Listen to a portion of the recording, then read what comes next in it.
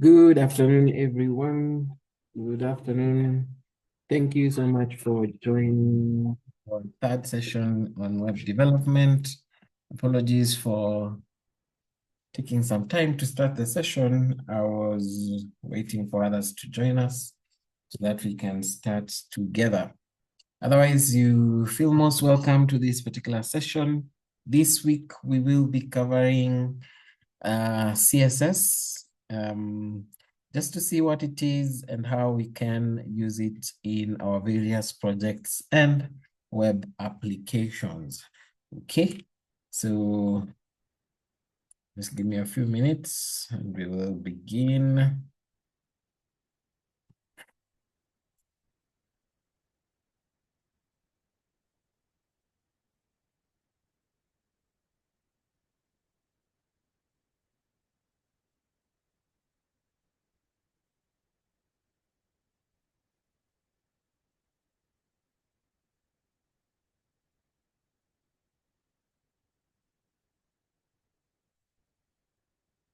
So as I've mentioned, we are handling CSS this particular week.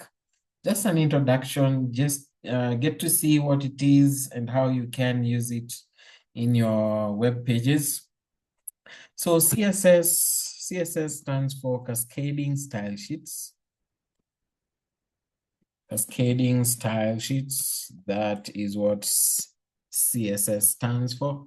And this is basically a style sheet language that is used to control the presentation and layout of your various HTML elements in your web pages or HTML documents.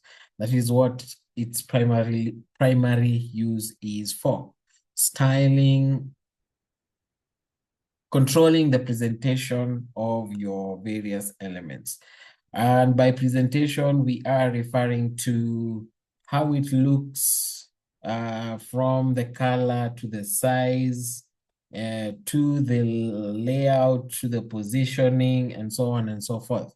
Okay, that is what we are referring to as presentation. So CSS simply allows you to apply styles such as color, font, whether it is the size or the font type or the font family, spacing and positioning to your HTML elements. So we will be covering the basics of CSS today, including the rules, selectors, properties, values, and the different ways in which you can include the CSS styling in your web pages. Okay, so that is what we will be looking at. So when you are defining this style sheet language, we define it using what we refer to as CSS rules or CSS rule sets. So these CSS rules consist of a basic structure. They consist of a basic structure. So we have what we refer to as a selector. We have what we refer to as a selector and a declaration block. Now, the declaration block is the one that is enclosed in curly braces. Curly braces. Curly braces, that is, I hope you can actually see them. Curly braces. This is what I'm referring to as curly braces. So this is what a CSS rule consists of. The selector, and this is what I'm referring to as the declaration block. Declaration block. So the declaration block, this is where you define your styling information. That is where you define your styling information. For example, I will give you an example of a simple CSS rule that is used to style a paragraph, okay? So first we have the selector, then the declaration block, and within the declaration block, we have what we refer as a property and its corresponding value. A property and its corresponding value. So this is what a CSS rule will look like when you get to interact with the styling language. That is what it will look like. First, we have your selector. You have your selector and then your declaration block. And within your declaration block, you have your property and its value. You have your property and its value. So what is the purpose of each of these sections? So first, we have your selector. This one is the one that is used to target HTML element. That is the one that is used to target a HTML element. And two, we have your declaration block. Your declaration block is where we've said this is where all your styling information will go. That is where all your styling information will go, and it is enclosed in curly braces. And within the declaration block, you have your property. You have your property, and this property is simply defines what to style. Define what to style. That is the purpose of the property. Define what to style. And finally, you have the value. The value. And this one simply define how. Define how to style. That one is used to define how to style. So properties and value usually just come in pairs. You have that is what we refer to as property value pair, a property value pair. So you simply define what you want to style, and then for the value, you define how you are going to style it. So for example, this CSS rule that I have defined here, for the selector, this simply means we are styling paragraph elements. This P, as you all know, P defines a paragraph element in your HTML document. So the reason why you have selected this P, it means we are styling paragraph elements. And what are we styling about this paragraph element? We go to the property, and our property here is the color. That is what we want to style, what you want to style. And the value that you want to change is blue. You want to change it to blue. And that is how we are styling it. So we are simply changing the color of our paragraphs from the default color to the color blue. And as simple as that, you would have styled an element using CSS. And that is the basic syntax of a CSS rule or a CSS rule set. That is basically how it looks like. So before we get to see how you can actually achieve that styling, you need to know the different types of selectors that you might come across. Okay, so we'll start with the most basic. Number one, the most basic is the one we refer to as the universal selector. So the universal selector is denoted by an asterisk. And what this one does is simply apply the styling to each and every element on your web page. So in the event that you want to style everything in one particular way, then you can use the universal selector. It will style everything according to the styling information that you would define. So for example, you can say we want to style everything and maybe want the color of everything to be black by default, or red, or anything that you choose. This means that every element within your page, anything that has a font color, will be applied the color red. Okay, so this one applies to all elements. That one applies to all elements.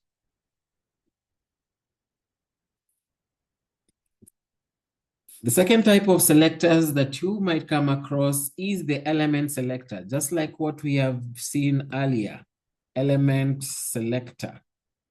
And just like the name suggests, this one is used to select a particular set of elements.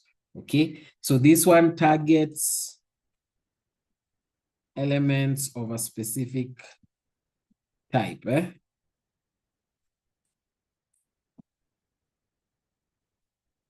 Specific type. This one targets elements of a specific type. The element selector. It targets elements of a specific type. So we've given an example of a paragraph element here from line 5. We have given an example of a paragraph element. So if you are using the element selector, then the styling that you defined will be applied across each and every other element of that particular type. So if I want to style my forms, then I will call up the form selector, just like so, just like so. If I want to style my tables, I will call up my table selector, just like so.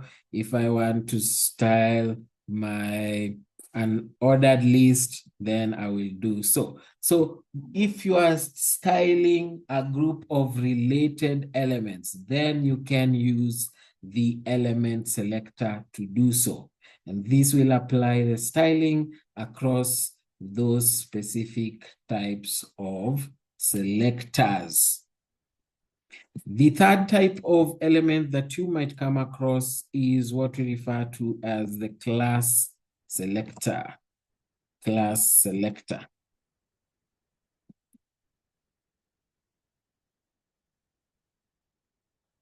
So with the class selector, this one targets elements with a specific class attributes. Remember when we were introduced to attributes last week, and also last week, but one, you can define a class attribute for one or more elements. You can define a class attribute for one or more elements. So this one targets elements with a specific class, with a specific class attribute. That one targets elements with a specific class attribute. So for example, if I had H3 heading, if I had a H3 heading and also a paragraph, and I want to style these ones in the same way. As you can see, these ones are not related. They are not related. They are different elements. If I had these two and I want to style them in the same way, then what I would simply do is add a class attribute to this and give that class a name. Let us say, let me call this blue highlight. Let me call that class blue highlight. I will copy the class and place it on the paragraph as well. And now I can be able to style these two in the same way. But now, what is the syntax of a class selector in CSS? So for a class selector in CSS, we use the dot notation. Let me just include that here. We use the dot notation. Followed by the class name,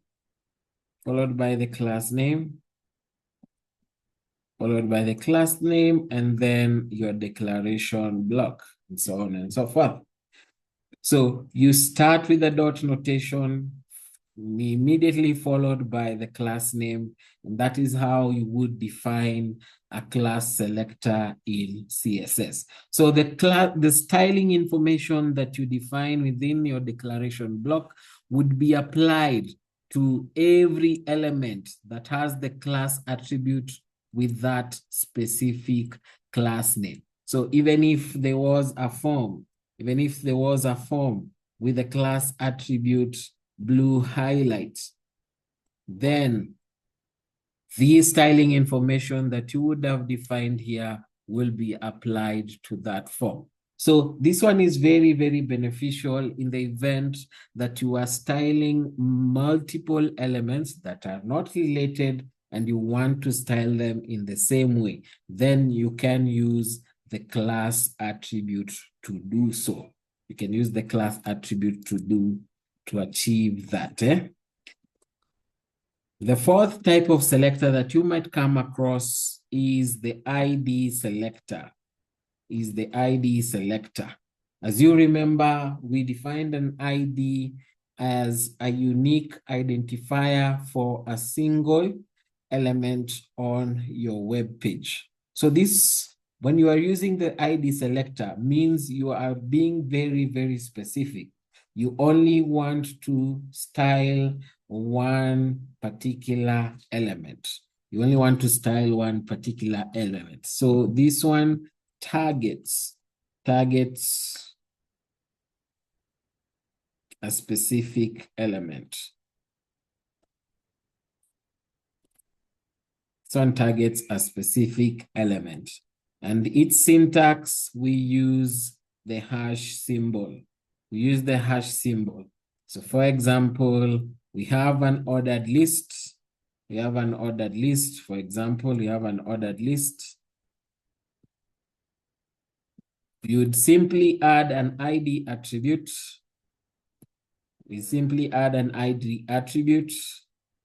Let's say the name of the ID is list. And when it comes to CSS, you simply start with the hash symbol, followed by the ID name, and then your declaration block. The hash symbol followed by the ID name, and then your declaration block. So the style that you define here will only be applied to the element with this specific ID name.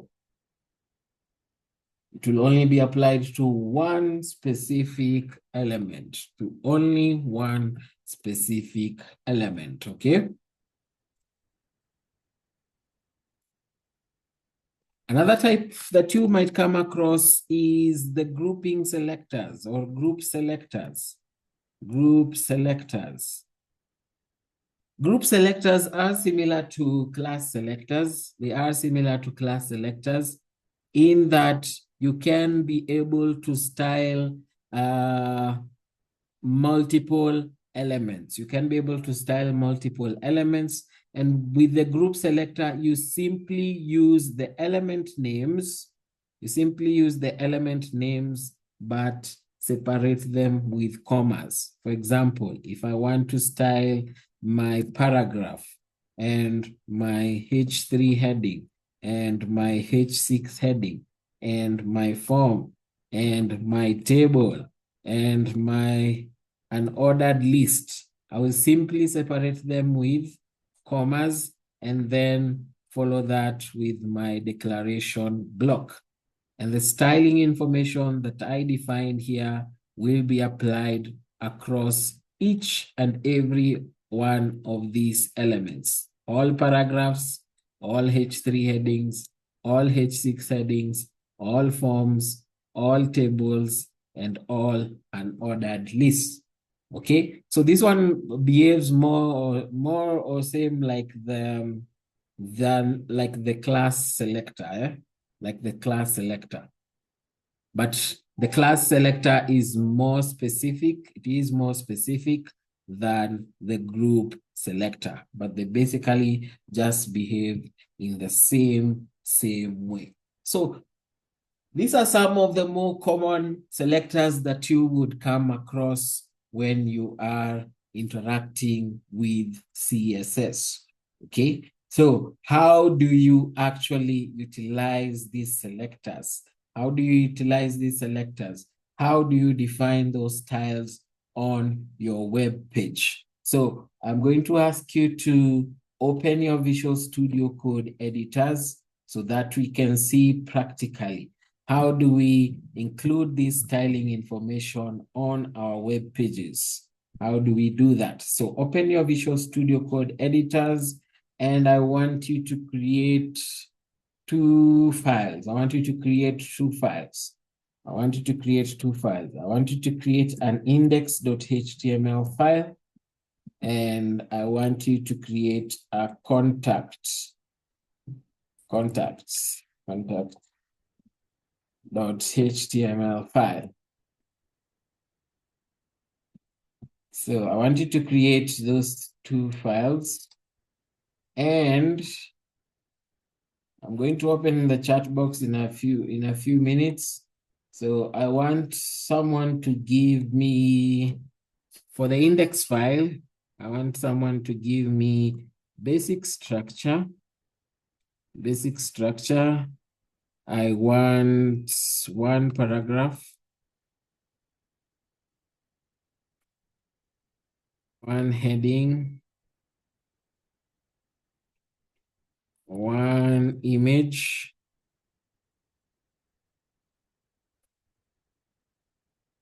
and that's for the index file, and a footer with copyright info. Just the copyright symbol and the year. Okay, so that is for the index file. For the contacts,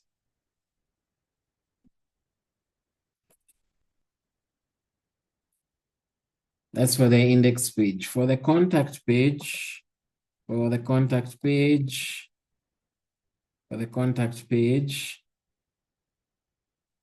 I want a heading, a contact form with name, email, and text area.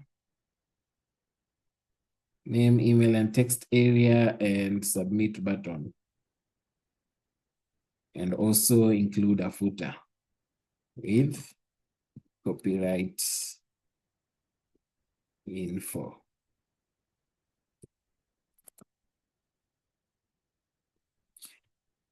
Yeah, so I'm expecting that from you on the chat box. Index page with the basic structure, one paragraph, one heading, one image, footer, and the contact page, basic structure, heading, contact form with name, email, text area, and submit button, and a footer with the copyright. Let me see who has been practicing. Let's go. Let's go.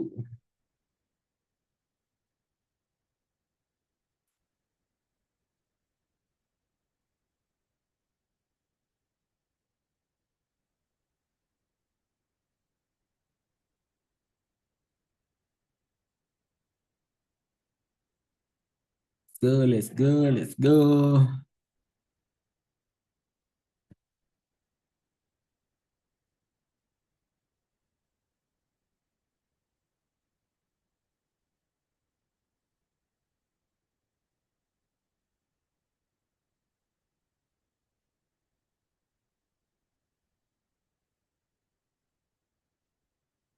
Given my instructions for both.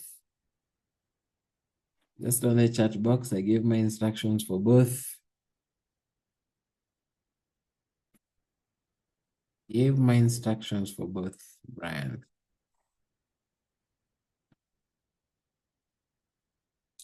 I need someone to give me the complete files. You're just giving me the first line. I don't know what to do with that. I need the complete.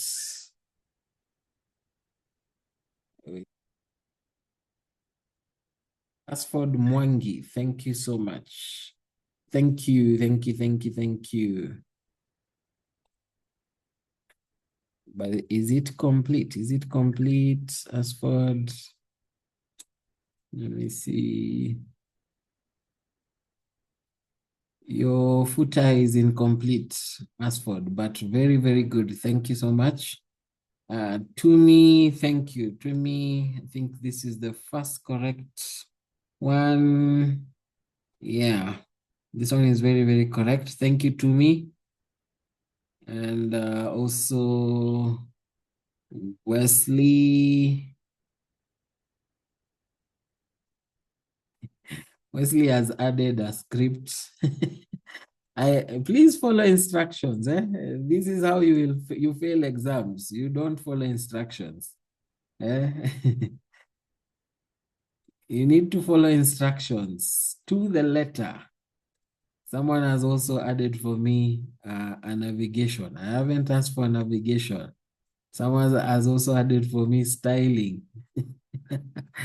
Anyway, thank you, thank you, thank you, thank you, thank you. I think Tumi has the first correct answer. Congratulations, Tumi. This is very, very nice. That is for the index page. I haven't seen one for the contact page. Contact page. Contact page. Need one for the contact page. Please stick to instructions. Stick to the instructions. Stick to the instructions as they have been laid out. I said basic structure. Someone has already given me styling information.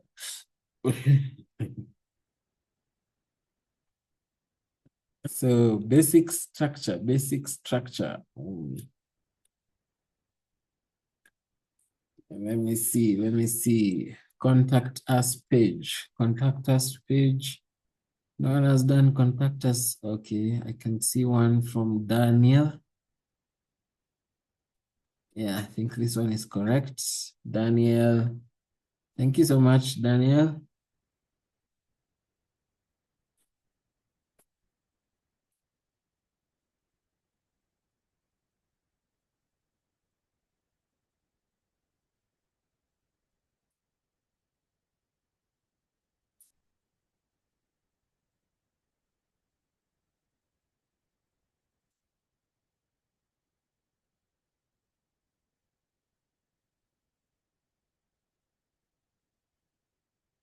Daniel and who? I think Daniel was the first one. The first correct one is Daniel. Where is it?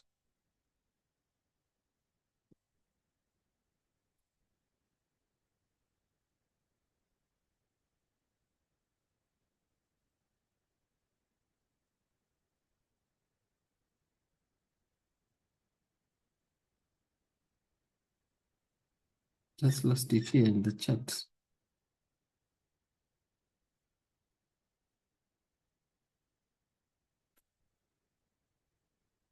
Yeah, Daniel. Here you are.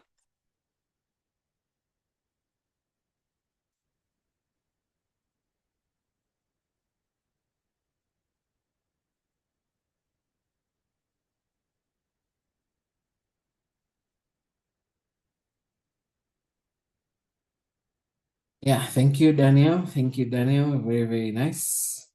Thank you so much. Good, good, good, good stuff, good stuff. Yeah, this should be at your very fingertips by now. You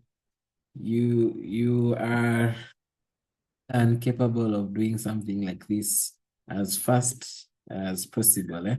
So I have name, email, text area, button. Good, good, good. Very good, Daniel. Thank you so much. And I have my index page right there. Okay. Yeah, so we are going to style these two pages.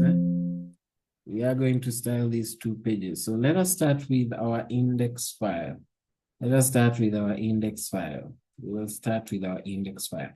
So there are three ways in which you can apply styling to your web pages.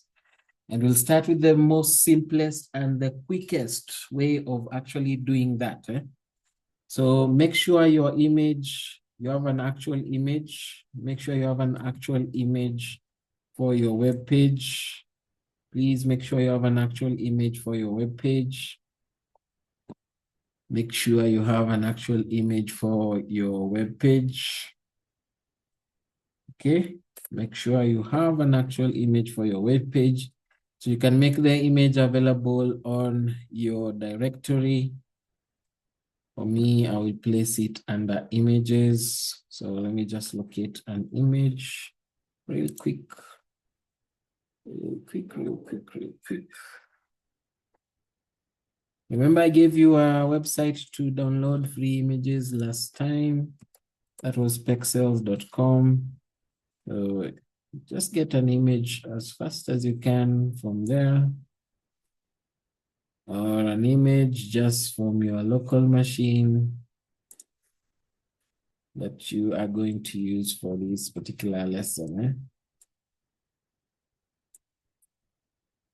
That is my image.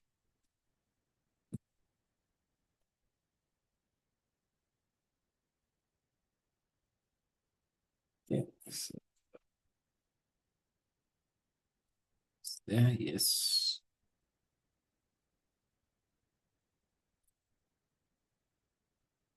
Yeah. Is my image. So let me just load this in a browser, see what I'm working with.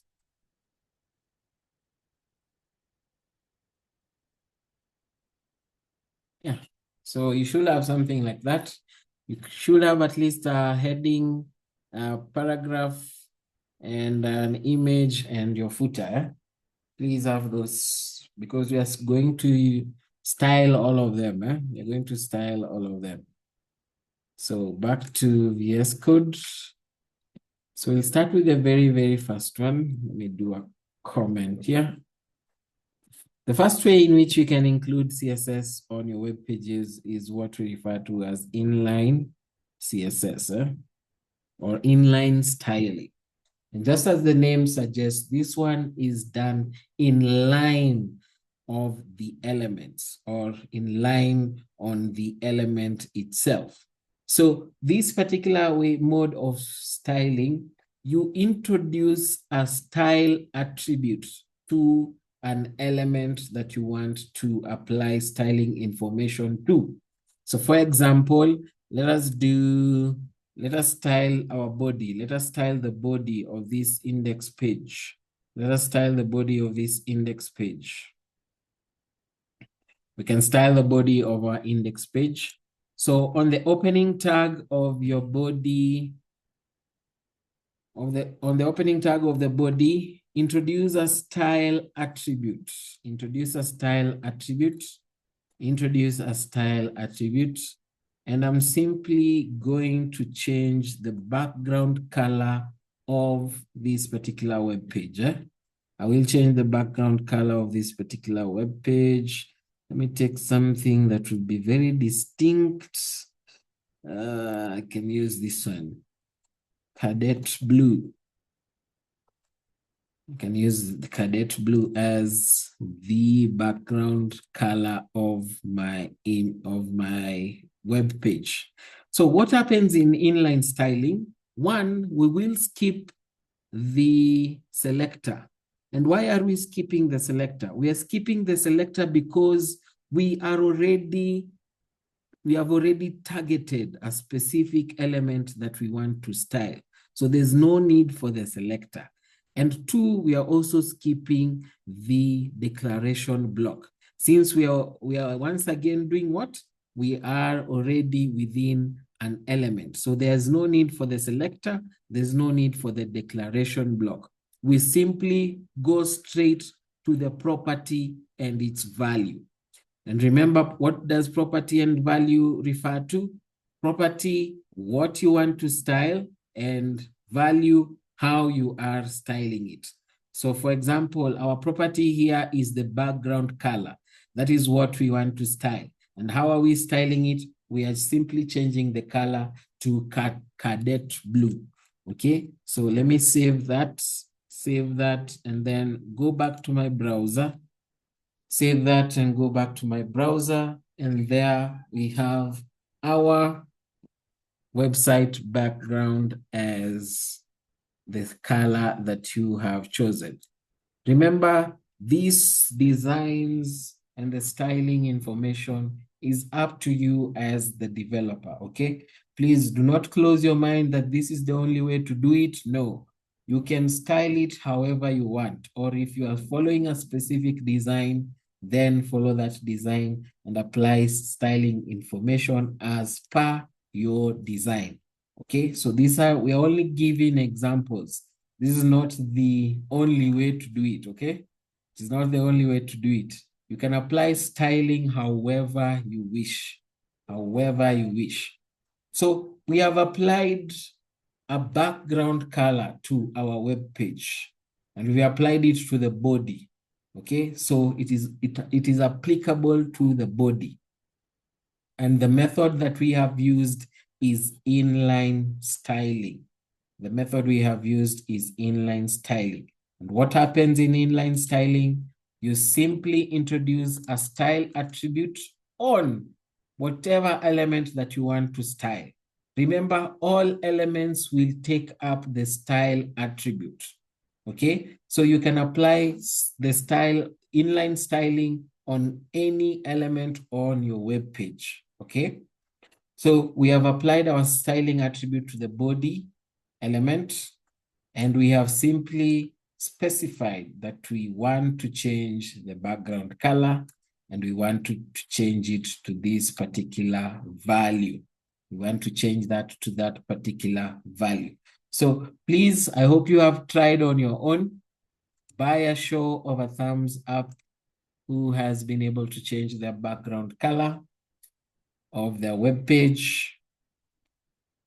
On the chat box, show of thumbs. Thank you, Lucy, Michelle, Daniel, Stephen, Duncan, Noah, Ajay, Joyce, Ian, Tumi, Amanda, Alice. Very, very good. Congratulations. Congratulations. That is very, very commendable. Thank you, thank you, thank you, thank you for those hands, for those thumbs up.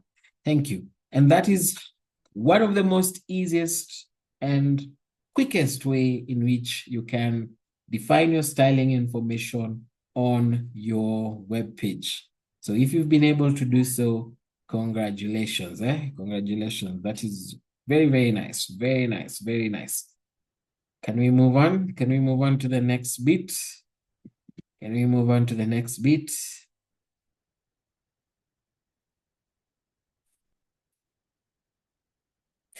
Yes, good, good, good, good. Yes, let us move on. Let us move on to the next bit. Okay, so that is method number one. That is method number one. Wasn't that very, very easy? It was very, very easy and very quick.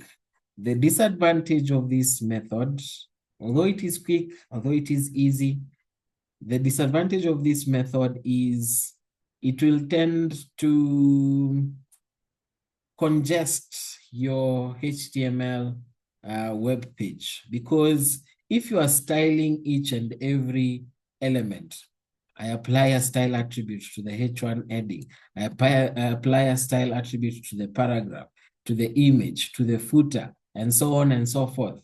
It tends to become a little bit excessive, and then your code base will tend to become so huge. Because remember, when you are styling your elements, depending on what you want to achieve, you will apply multiple properties and values, okay? You'll apply multiple properties and values, and thereafter, your code base may end up being so much congested. Imagine you have applied more than 10 properties and values on a single element. How will your code base end up looking like?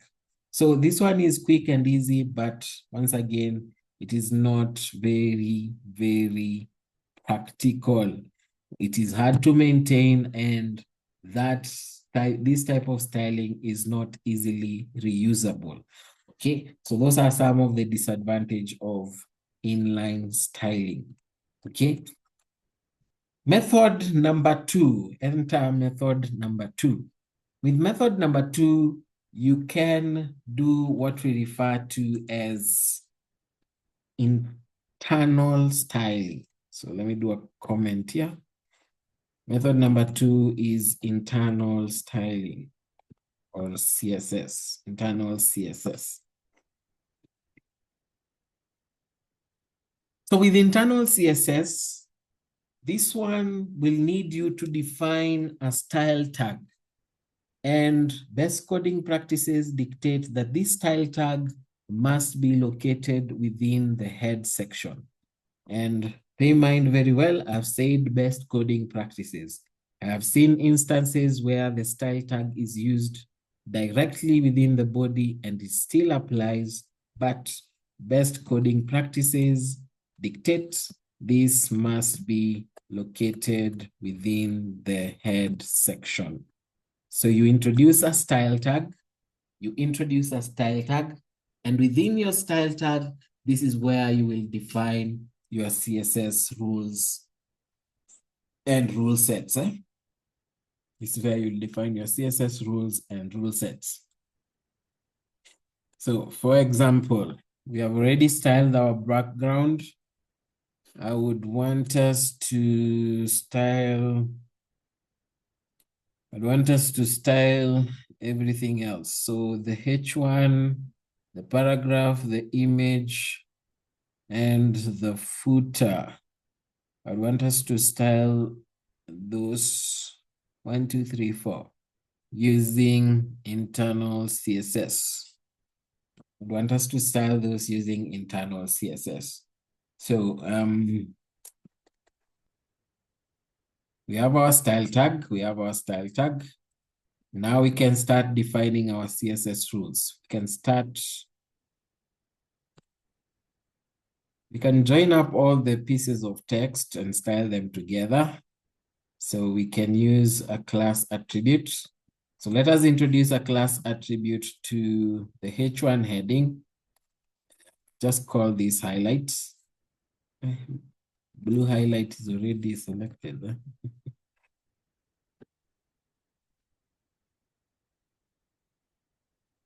Highlights, just copy the class, include it for the paragraph, and the paragraph also at the very bottom.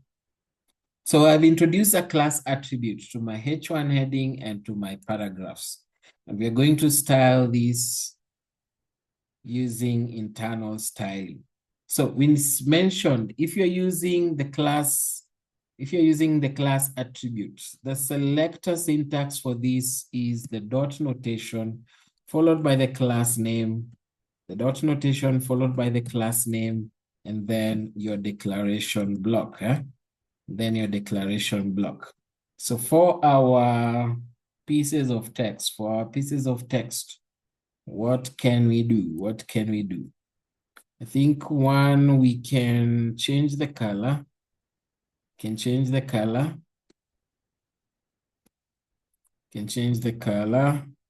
So which color would go best with the, can do white, Can do white.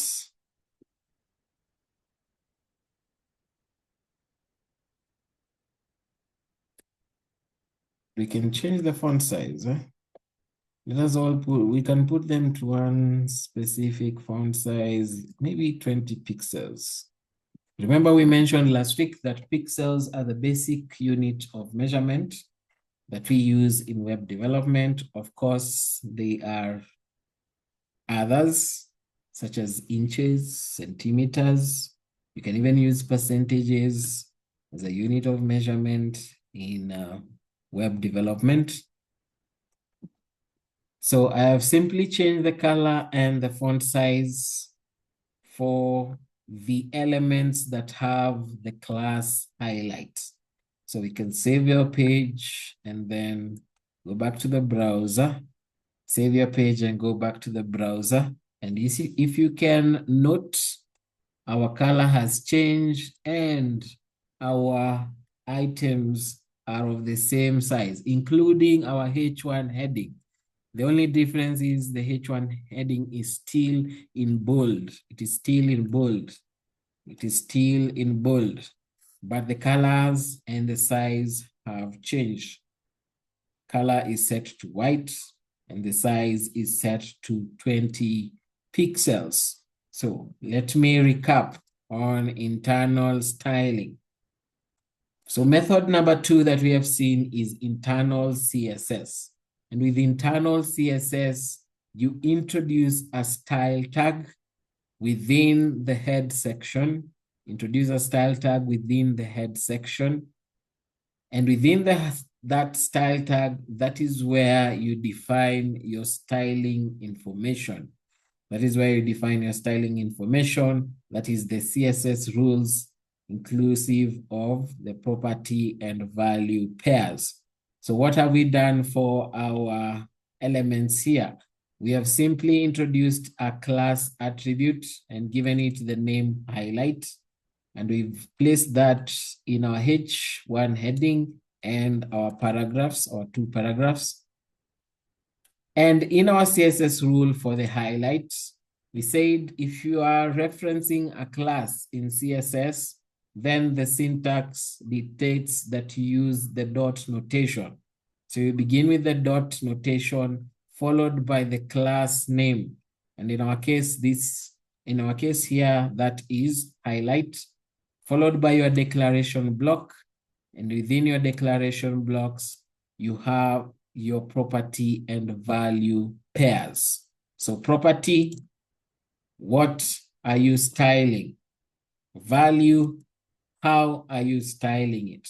So our property here is color. Our value is white. Our second property is font size. The value is pixels. Maybe something I failed to mention earlier is the property value pairs are separated by a semicolon. They are separated by a semicolon if you have multiple properties. If you have multiple property value pairs, they are separated by a semicolon. Otherwise, you might get an error or your styling will not be applied adequately. Okay? So that is method number 2. That is method number 2. By a show of thumbs up, can I see who has been able to change the color and size of the H1 and the paragraphs? So you should have something that looks like that. You should have something that looks like that. Good, good, good. Very good, very good, very good. Yeah, it's very nice to see the hands up. And the okay gesture as well. And the okay gesture as well. Hey, bosses, done and dusted, like the boss that you are. Very nice. Very, very nice. Good, good, good stuff. Good stuff. Bernard is saying hallelujah. Amen, amen. Good stuff, good stuff. Yeah, good stuff, good stuff. Good stuff, good stuff.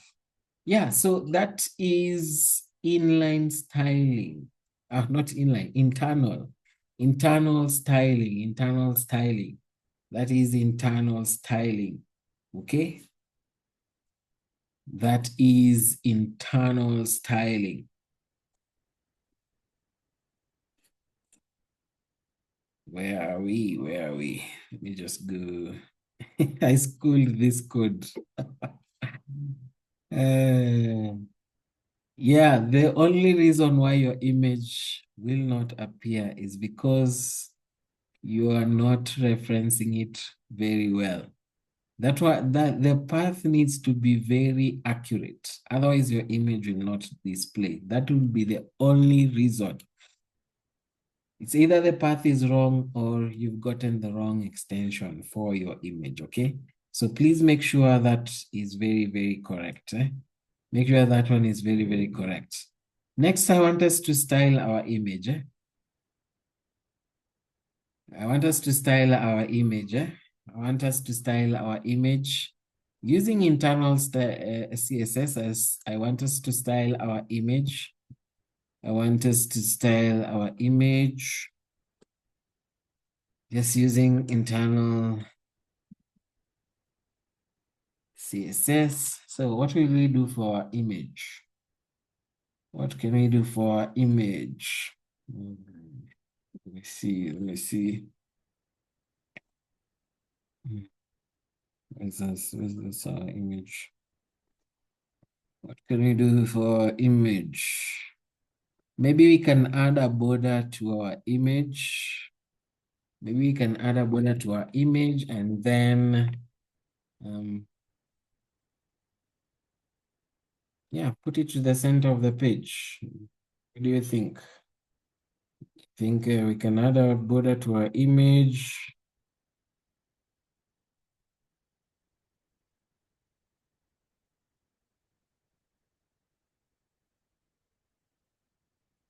Can put a border to the image and then place it to the center of the page. So no, I think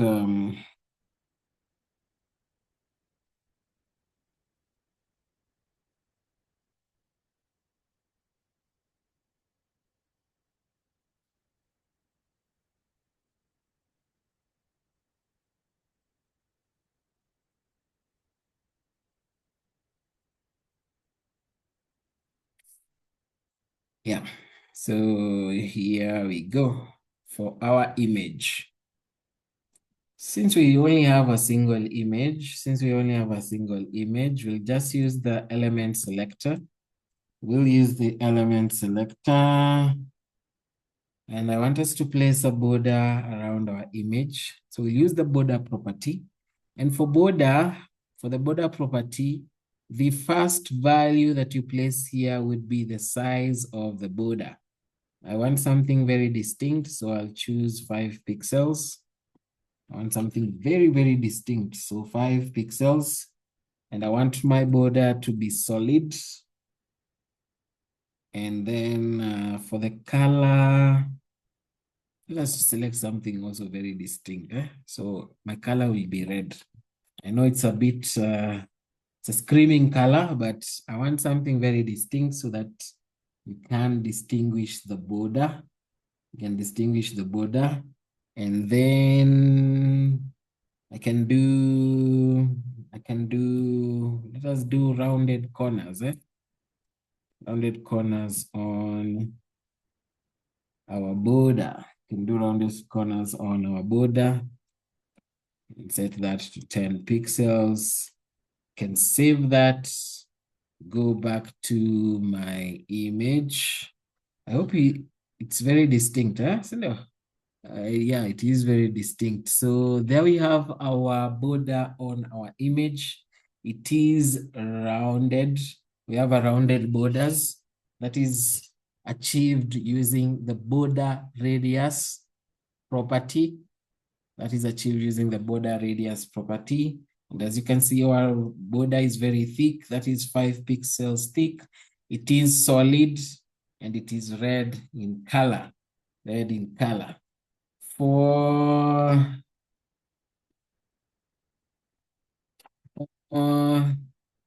let the image stay where it is. I want us to center the copyright. I want us to center the copyright. Just to center the copyright. So go back to our VS Code. So this one, we're going to style the footer. And we'll simply do a text align property. We'll do a text align property for anything within the footer and center it. So you should have something of that sort. You should have something like that. For the footer, you should have something like that. So what have I done? I have simply applied a border to my image, set it up with a thickness of 5 pixels. The border is solid and it has a red color. That is for my image. And for my footer, I have simply aligned the text to the very center of the page. I've aligned the text to the very center of the page. Please don't worry, I will upload this. If you need this code, I will upload it to a repository. Maybe, let me give you a challenge. Let me give you a challenge. And as you do the challenge, I will upload this to a repository. So my challenge to you is, let us see.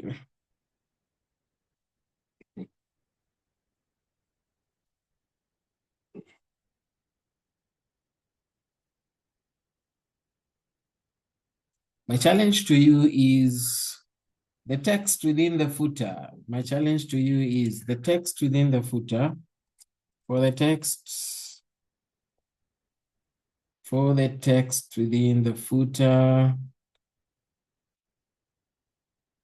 but I want you to, one, make it bold, two,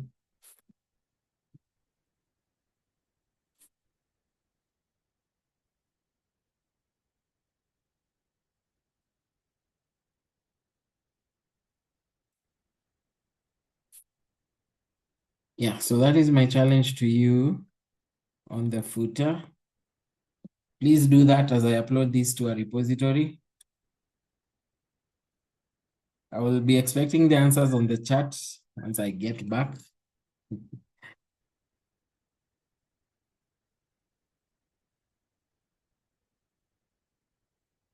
And you're using internal styling, huh?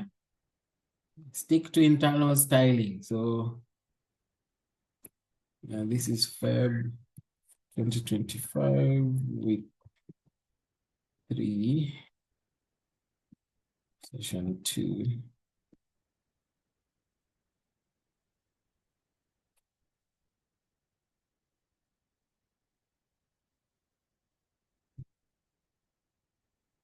Mm-hmm.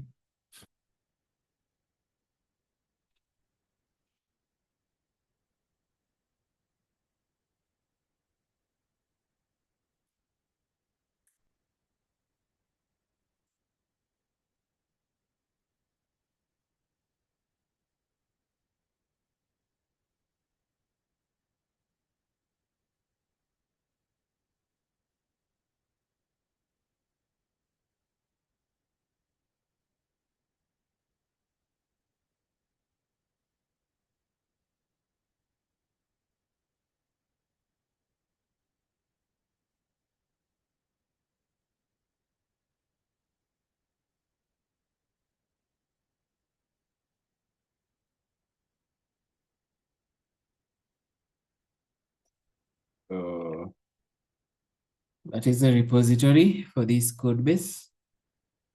That is the repository for this code base. So I'll be opening the chat box in a few so that I can see what you have for my challenge.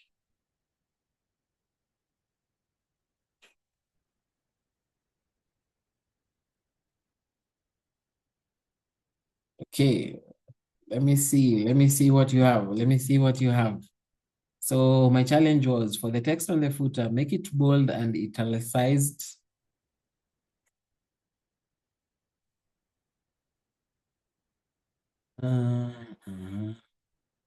Very good.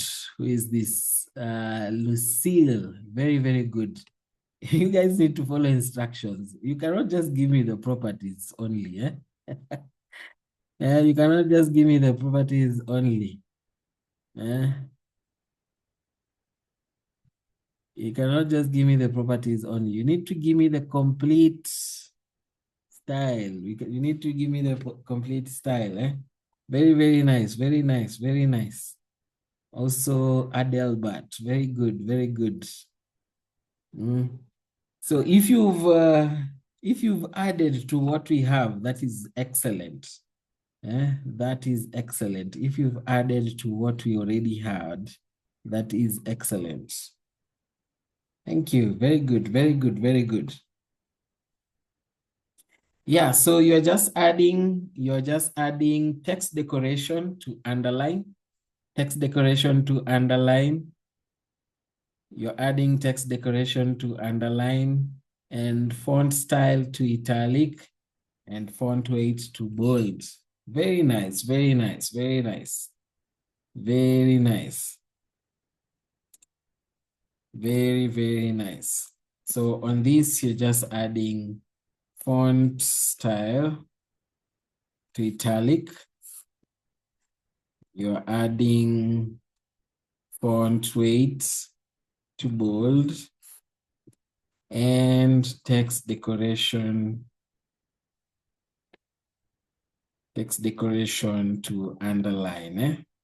Very nice, very nice. So I wanted you to provide this entire rule. I wanted you to provide this entire rule, not just give me the properties only. Very good, very good, very good. So let me go back to my browser. There I have it. Very nice, very nice. Thank you, thank you, thank you for those ones who gave the correct answer. That is very, very commendable. That is very, very commendable. Nice.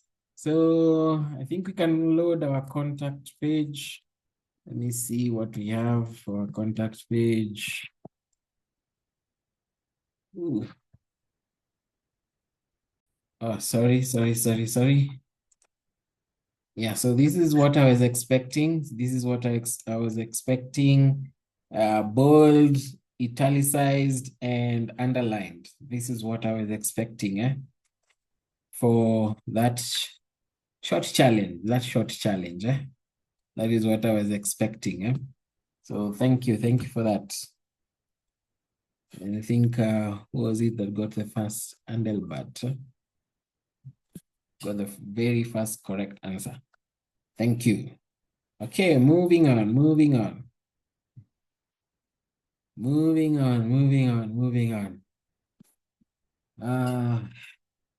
We can style our contact us page. We can style our contact us page.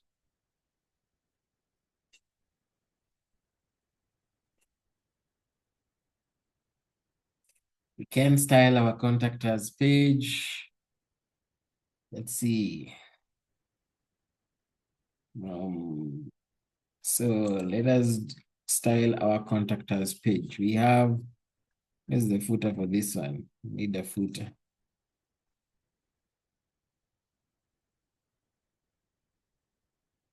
Let's copy this.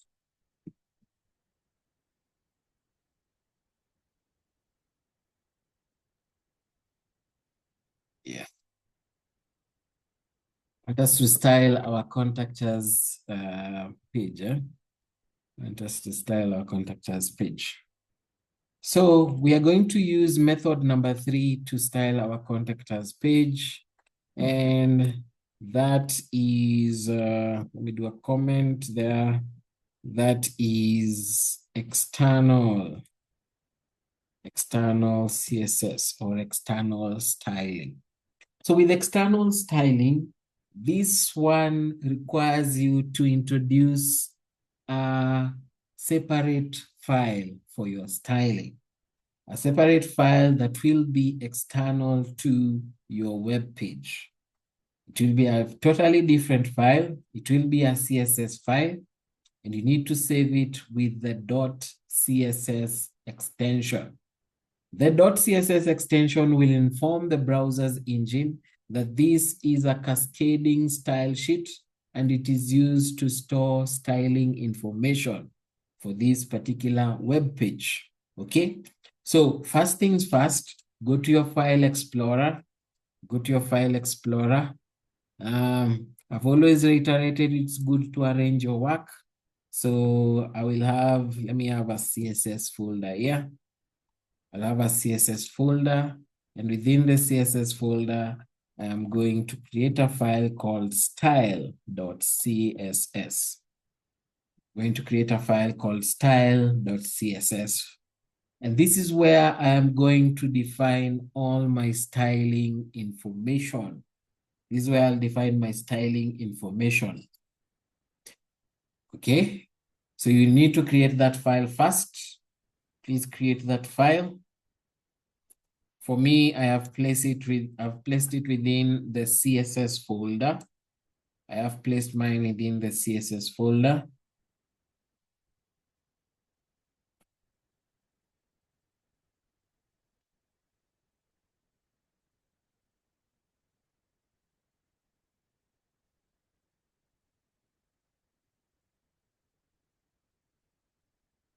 I have placed mine within the CSS folder.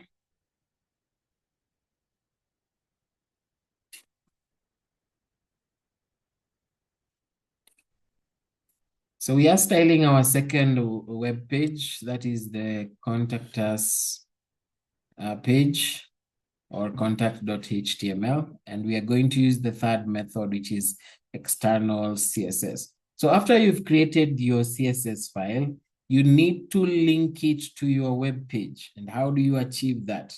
So for external CSS, we use the link tag. We use the link tag.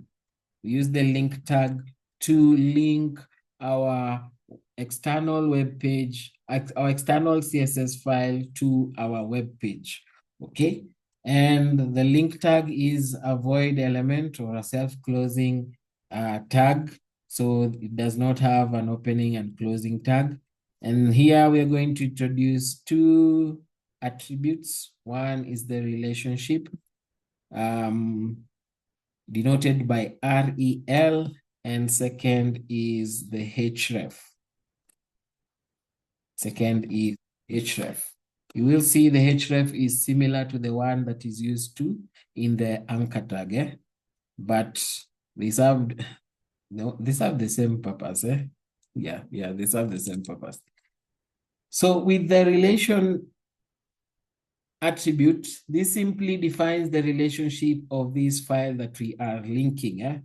And this one by default for a CSS file, the relationship is set to style sheet. The relationship is set to style sheet. And href simply gives the location of your external styling file or your external CSS file. So mine is within styles. Oh, not styles. Mine is within CSS. And there is my file. CSS, mine is within the CSS folder. And my file name is style.css. So with this line of code, we have actually linked our external CSS file with our web page. Now we can go ahead and define our styling information for our contact us page. So we begin, what do we have on our contact us page? We have a H1 heading, we have a form, we have labels, input, text area, and we also have a button. Yeah, so let us see. We want to style each and every one of these items. We need to style each and every one of these items.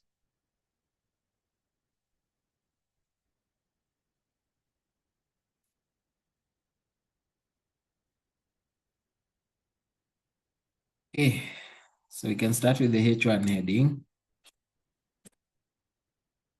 This one, I'm going to introduce an ID attribute. So introduce an ID attribute. I'll just call that heading.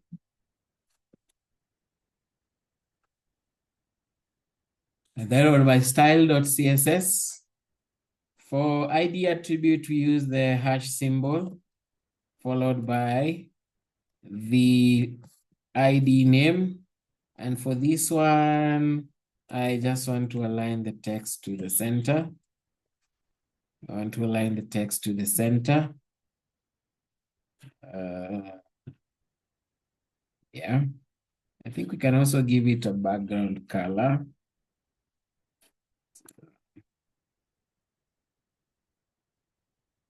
The body, that is, not the heading.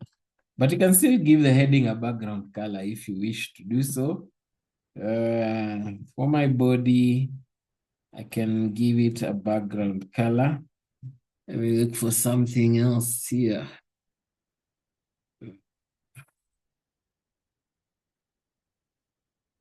I think coral or cyan, dark golden rod.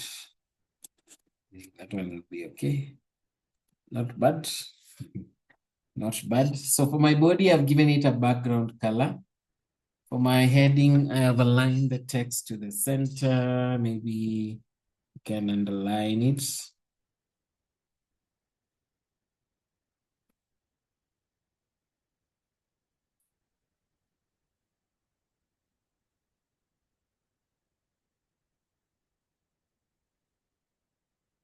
Checking up.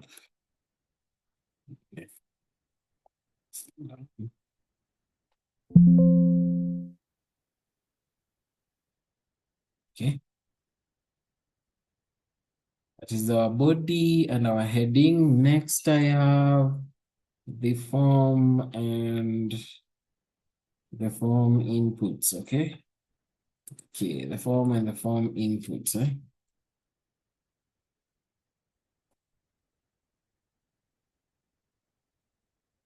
So for the inputs, we can start with input and text area. We can start with the input and text area. So for these ones, we can set the width to 100%. Let them span the entire screen. We can place a border.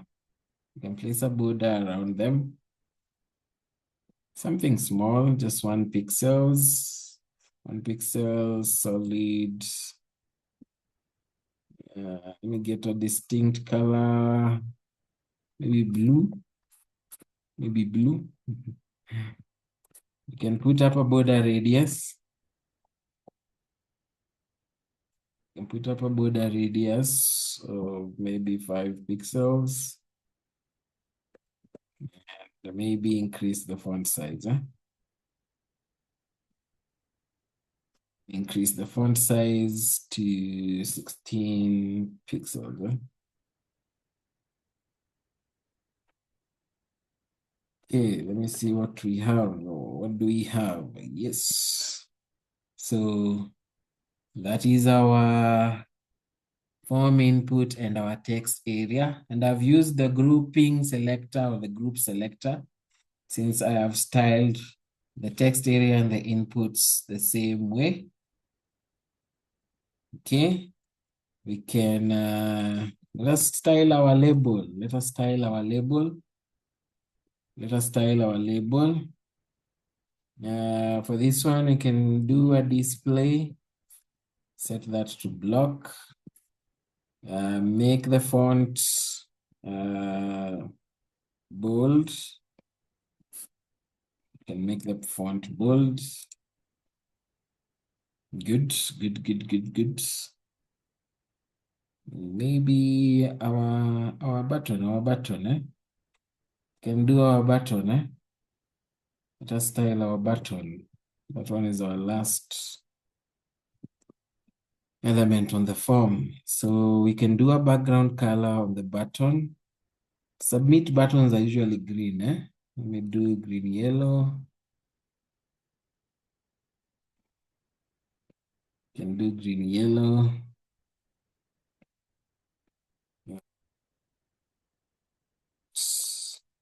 Can do white. The font can do white.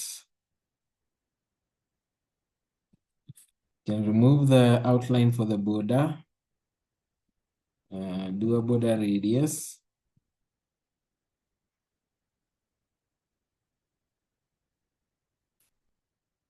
Those. And then you can change the font size. There are so many properties. There are so many properties that you can apply.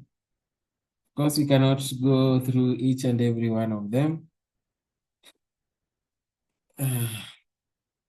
That green, no. That green, no, on that green. Yeah, this one is much better. That green, no. But otherwise, yeah, I think our form looks much more presentable. Our form looks much more presentable.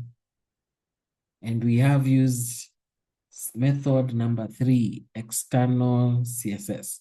So just give me a minute, let me upload this. And then reshare the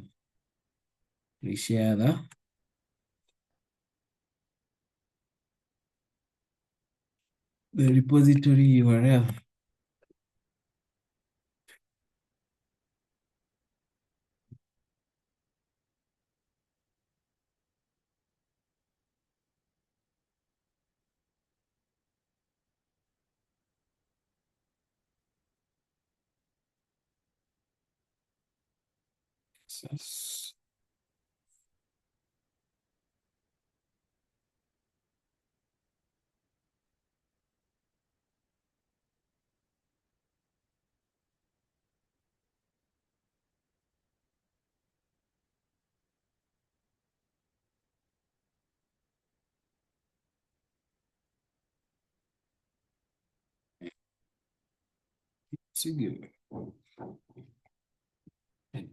So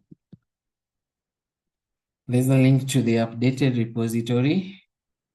There is the link to the updated repository. So what have we done?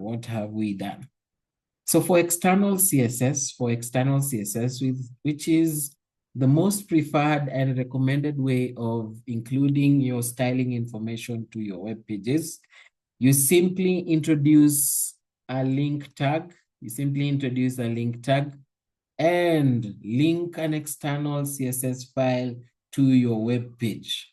And remember, this external CSS file must be saved with the CSS extension. That is what identifies it as a styling sheet, okay?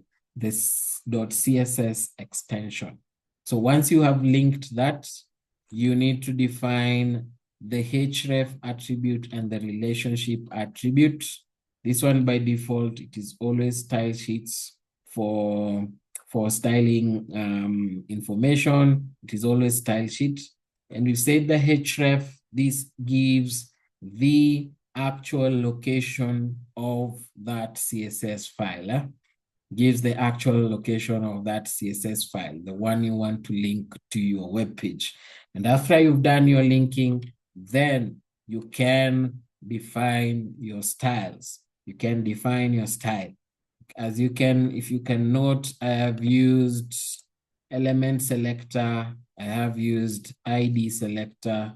Here is group selection, grouping selector. This is element selector, and the same, this is element selector. So here you can define all your styles. And the beauty of external CSS styling is that this one single file can be applied across multiple web pages. It can be applied across multiple pages, such that you have one central location where you are actually maintaining your styling information. It becomes much easier to add styling information. It becomes much easier to update and maintain your styling information from one central place. So this one is the most preferred and recommended method of including your styling information on your web page. So if you simply want to add this to another web page, you create the page and then add the link to the external CSS file. And whatever styling information you define on that external CSS will be applied to all those pages that you have linked the external CSS file. Okay, so that is it. That is it. I hope you've been able to link an external CSS file by a show of a thumbs up. By show of a thumbs up. Let me see. Yes, Daniel, very good. Duncan, Sospita, Tumi, Mark, Stevie, Nabat, Anna, Kelvin, Sospita, Eric, no. What is the issue? Those who are saying no, please highlight your issue. Please highlight your issue for those who are saying not yet or no. Just highlight your issue very quickly on the chat box so that we can assist you.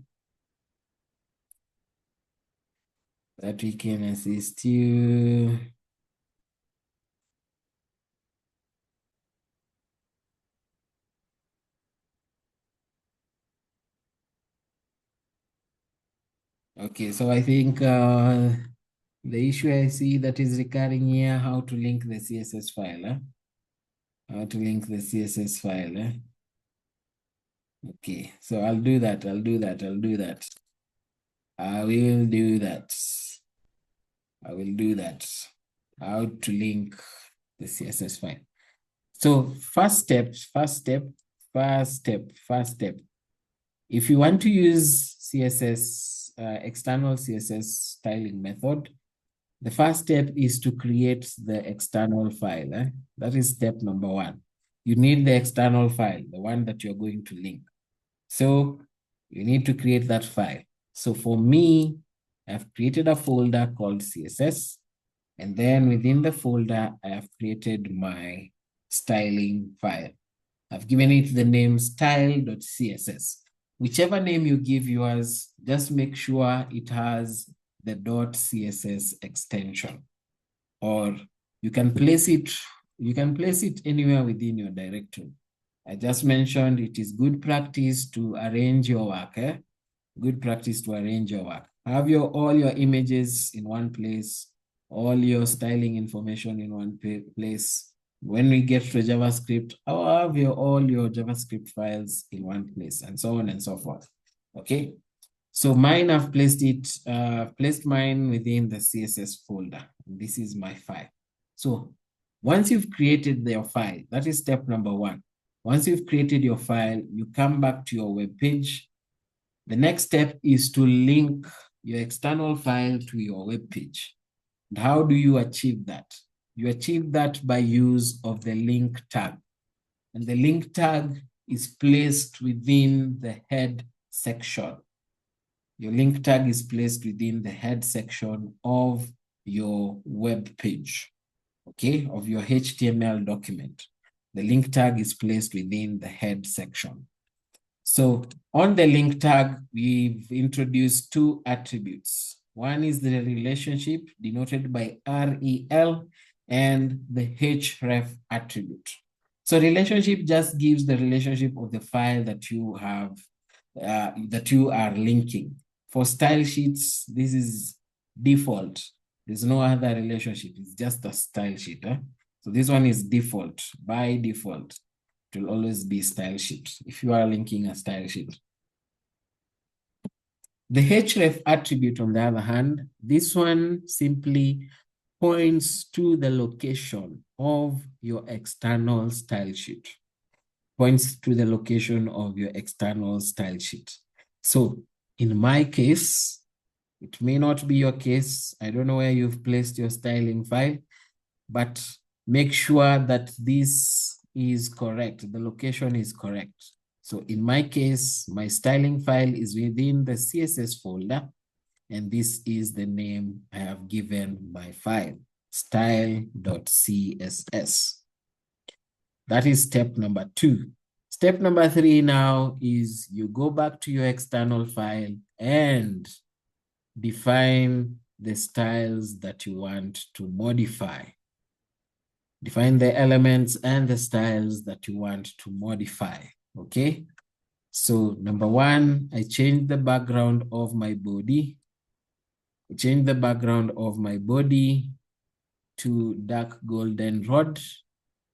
I changed the background of my body to dark golden rod. And here I have used the element selector. I have used the element selector, okay? Number 2, I modified my heading. So I gave my heading an ID attribute. I gave my heading an ID attribute with the name heading. And to reference an ID selector, we use the hash symbol followed by the ID name. We use the hash symbol followed by the ID name. And here I have my declaration block.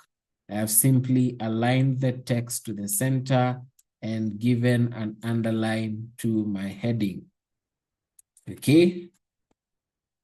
Next, for my form. For my form, I simply styled the inputs and the text area.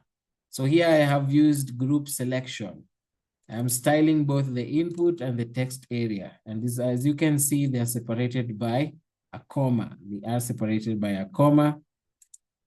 I simply changed the width, made it span the entire screen. So I put it at 100%.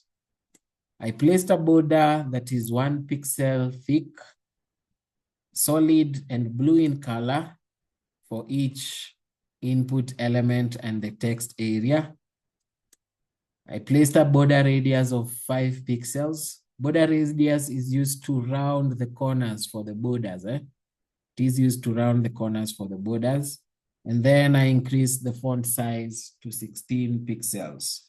That is both for the input and text area. For my label,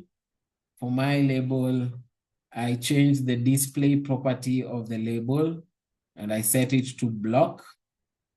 A block display means that the element will be displayed as a single line item. So it spans from the left to the farthest right of the web page. No other element can exist in that one line of this particular label. That is what display block actually does. And then I simply put the weight of the font to bold. For my button, I placed a background color of green. I changed the text color to white. I removed the border and placed a border radius of 5 pixels and simply increased the font size to 16 pixels.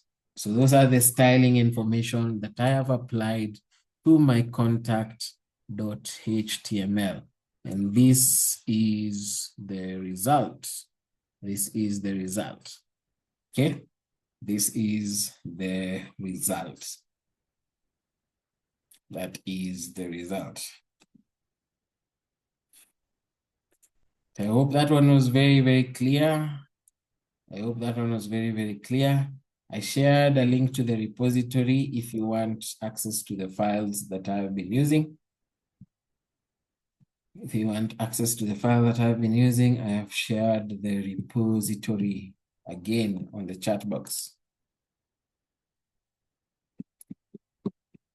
So far, so good. So far, so good, eh? So far, so good. So far, so good. So what we are going through is just basic introduction. Basic introduction. Of course, there are so many other properties that you can work around and play around with for the different elements on your web pages. We cannot go through all of them. We cannot go through each and every one of them, but at least we have done one or two things around that. So next, I think I will touch on spacing before I end the session and invite your questions.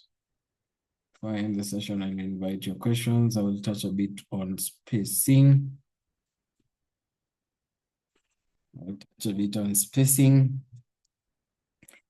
And I will go back to my index file. Go back to my index file. I want to do spacing with this, with the image, so that you can see what spacing entails when it comes to CSS, and especially so when it comes to the CSS box model. Okay. So in spacing, we have two main types of spacing. We have two main types of spacing when it comes to CSS. CSS spacing. So first we have what we refer to as the margin.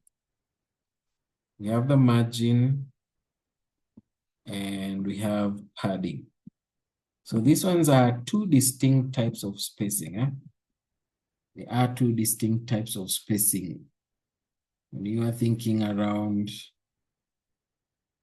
applying space to various elements on your web page.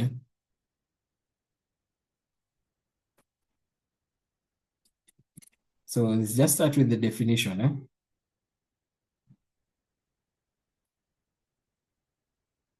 So margin, simply put, margin is the space outside an element's border. So space outside an element's border. And here for the border, we are not just referring to the line that you draw outside an element, around an element. No, it can also be an invisible border, because if I do not have that line, the border is still there. The border for the element is still there. It's just that I've not visually presented it, okay? So margin refers to the space outside an element's border. Outside an element's border. So when you have an element, consider a border around it. So any space that is outside that element's border is what we are referring to as the margin. And in retrospect, the padding is the space inside an element's border, space inside an element's border,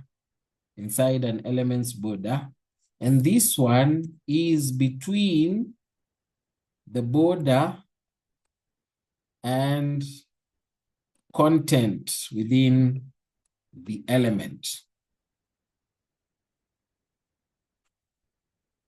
The margin is space outside an element's border and other elements. That would be the proper definition, and other elements.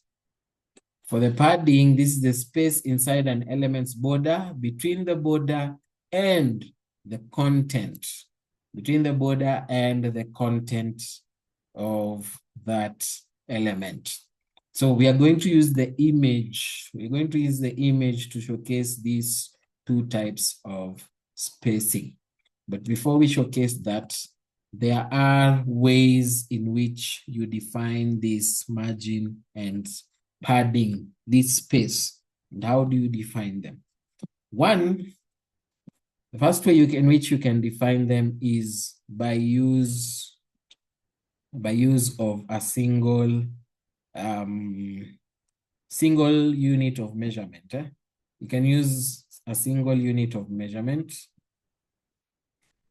So for example, I can say margin, I want my margin to be 20 pixels. What this means is this space will be applied around the element, all around the element. So all around the element, the margin will be set to 20 pixels. From the top to the right, to the bottom, to the left, all that space around an element, it will be set to 20 pixels. So this one is all around if you are using a single unit. If you use two units, for example, let us say padding, you set the padding to 10 pixels and 20 pixels as so. Then this is applied to the top and bottom, to the top and bottom, and to the left and right. Top and bottom and left and right, sorry. Meaning that the first figure will apply to the top and bottom. So your top space will be 10 pixels and your bottom space will be 10 pixels. And your left space will be 20 pixels and the right space will be 20 pixels. That is if you're using 2 units. Number 3 is 4 units of measurements. Number 3 is 4 units of measurements. So for example, you can say the margin, I want the margin to be 5 pixels, 10 pixels, 10 pixels, and 20 pixels. So this one, moving in a clockwise direction, you start from the top. So it will begin from the top, and then the right, and then the bottom, and finally the left. So what does this mean for our example? The top margin will be 5 pixels. The right margin will be 10 pixels. The bottom margin will be 15 pixels. And the left margin will be 20 pixels. So you move in a clockwise direction, starting from the very top. So top, right, bottom, and then finally left. That is if you're using 4 units. But in the event that you do not want to use all these, either single, 2, and 4 units, you can use positional. You can use positional properties. We have margin right. We have margin left.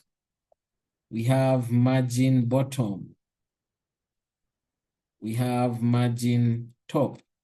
You can use these positional properties. Same applies to the padding. You can use those positional properties. And remember, the choice is yours. Whichever you feel works for you, then you can use that. But these are the options that are available to you. So let us just do this practically using our image. Let us do this practically using our image. So we have defined our image here on internal styling. We'll start by, let us look at the image first. That is our image. You've seen its position. You've seen its position. Please note its position. We want to change its position drastically using the spacing available to us. So first we can start with the space outside. That is the margin. We can start with the space outside. That is the margin. So for the margin, let me do, this is the left side. I want to do something very drastic for the margin. So I'll do 20 pixels and 50 pixels. 20 pixels top and bottom, 50 pixels left and right. Let me do 100. Let me do 100. I want to do something very drastic so that our change is very noticeable. 100 is too little. We'll do 300. Yes. So I hope you can see the drastic change in our image position. We have defined our margin. Top and bottom will be 20 pixels, and the left and right will be 300 pixels. Left and right will be 300 pixels. So that drastically changes the position and layout of our image. Let us now play around with the padding, the space inside the element. between the border and the content. And our content here being the image itself. So for padding here, I can do all round. Let us do all round. We can do 30 pixels. Can do 30 pixels. And there we have our image with a padding of 30 pixels all around. With a padding of 30 pixels all around. Okay, with the padding of 30 pixels all around. Yeah, I think that does it for my lesson for today.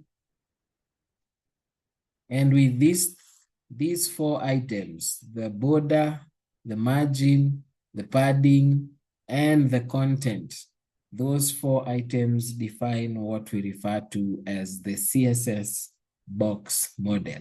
And once you understand that concept, it will be very, very easy for you to define various layouts and positions for your HTML elements.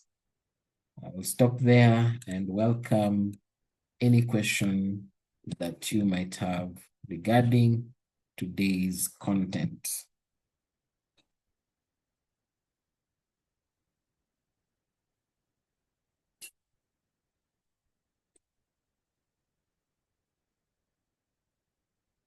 No, Amos, they can be on the same line. They can be on the same line.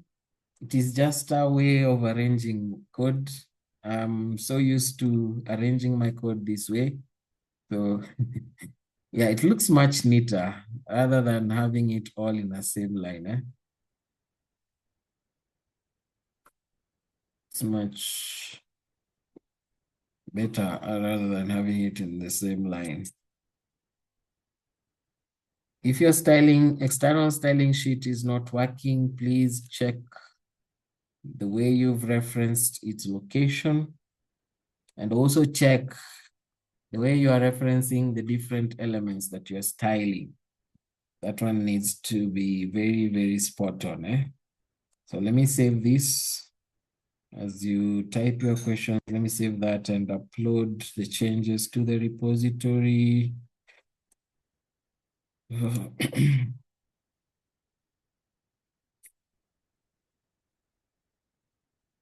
index file, okay.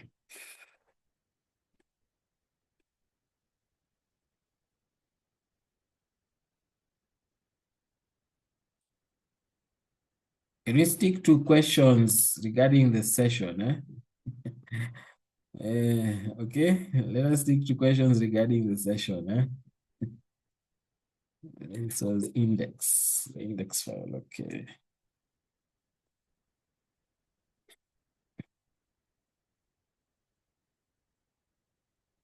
So I've updated the repository, so if you need the files, there they are.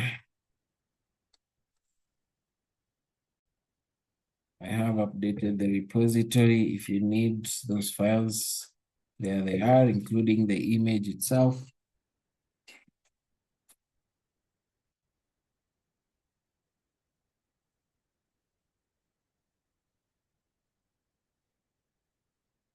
I always share my email address. So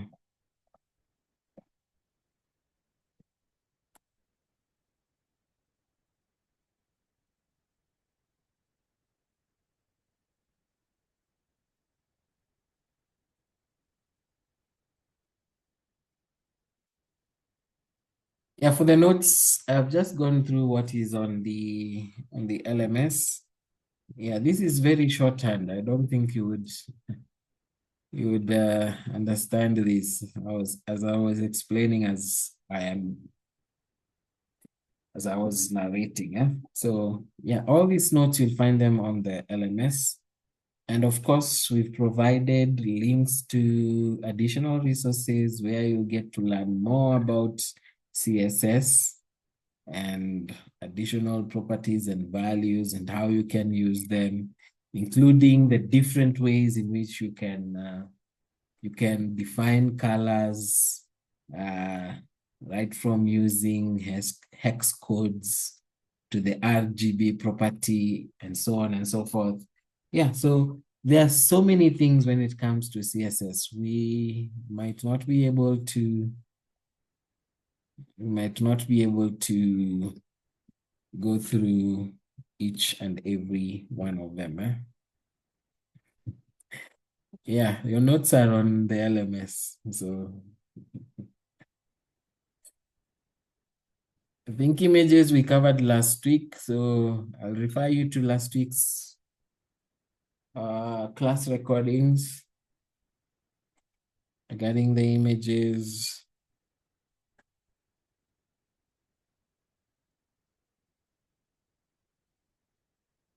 Timothy, I cannot assist you with that one.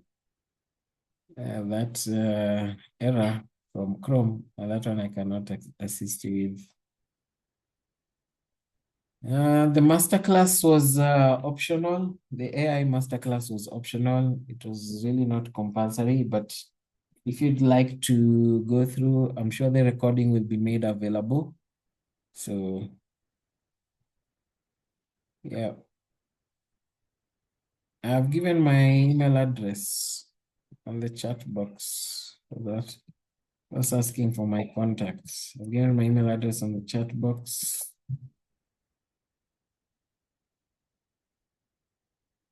Yes, you can use one style file. You can use one style file for multiple pages. You simply make sure you have linked them to the external file. Yes, you can use one styling file.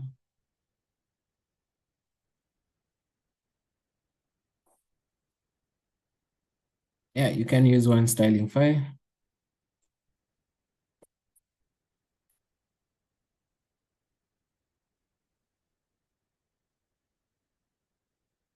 Yeah, so that is it for our introduction to CSS. I hope you at least learned one or two things.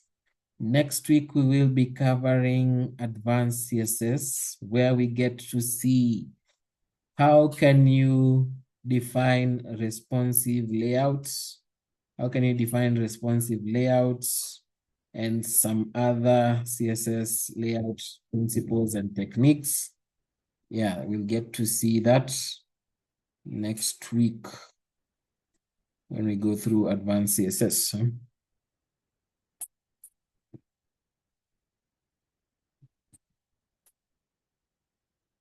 Pre-link style sheets generated from the internet. That is an external style sheet. So you use method number 3.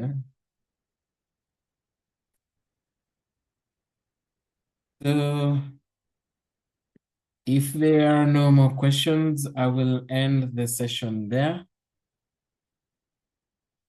Thank you so much for your time. Thank you for the amazing questions. Thank you for your participation. I hope you enjoyed the class as much as I did. That was amazing and wonderful. Yeah, so please don't forget your quizzes and assignments on the LMS.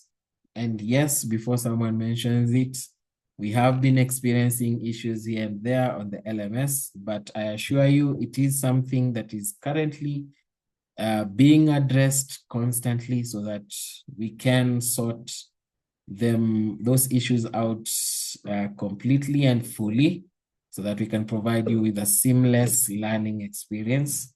Otherwise, if you get any issue, immediately just shoot me an email. My email address is ad@powerlandprojectafrica.org.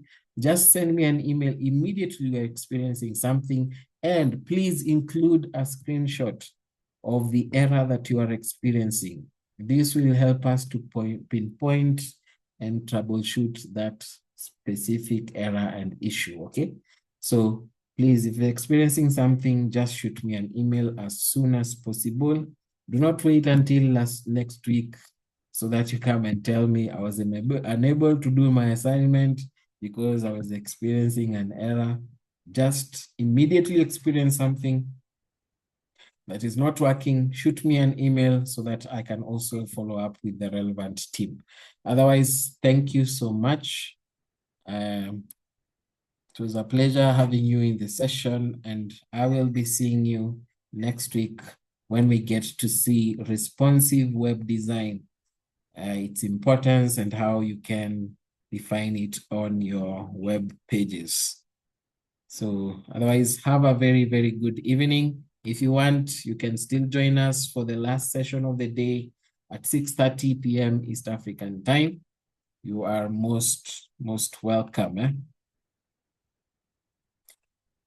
Okay, so thank you and goodbye.